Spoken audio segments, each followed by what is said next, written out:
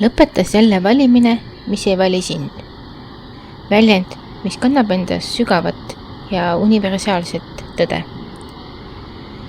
See kutsub meid üles lõpetama oma energia, aja ja südame panustamine olukordadesse, inimestesse või võimalustesse, mis ei vasta meile samaga. See on meeldetuletus, et eneseväärtustamine ja eneseaustus algavad piiride seadmisest ja teadlikust valikute tegemistest. Sageli leiame end olukordades, kus püüame kellelegi meeldida, võidelda tähelepanu või tunnustuse eest, mida teine pool meile ei paku. See võib avalduda suhetes, sõpruses, töös või isegi unistuste tagaajamises. Me panustame aega ja tundeid, kuid vastastikust pingutust selles ei ole. Sellistes hetkedes hakkame end süüdistama, mõeldes, et peaksime rohkem pingutama või muutuma kellekski teiseks.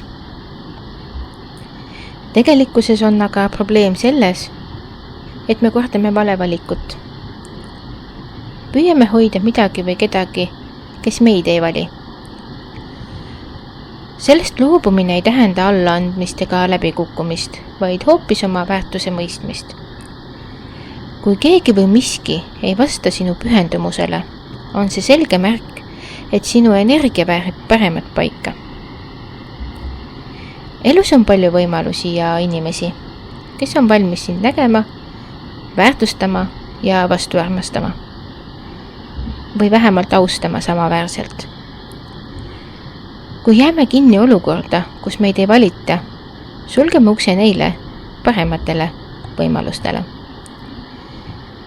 Praktilisel tasandil tähendab see oma sisemise kompassi kuulamist ja märkide tähelepanemist. Kui suhe või olukord on pidevalt ühepoolne, kui sinu kohalolek või panus jääb märkamata, on aeg teha samm tagasi.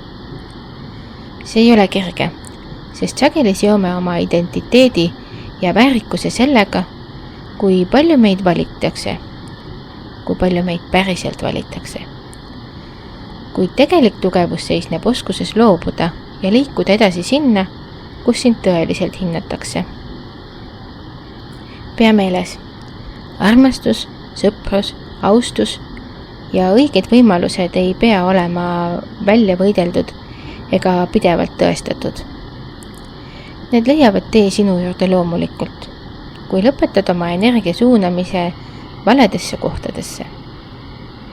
Kui lõpetad selle valimise, mis sind ei vali. Selliselt annad endale võimaluse kogeda tervislikke suhteid, vastastikust austust ja elu, mis on kooskõlas sinu väärtuste ja unistustega. Aitäh kuulamast ja järgmiste kohtumisteni!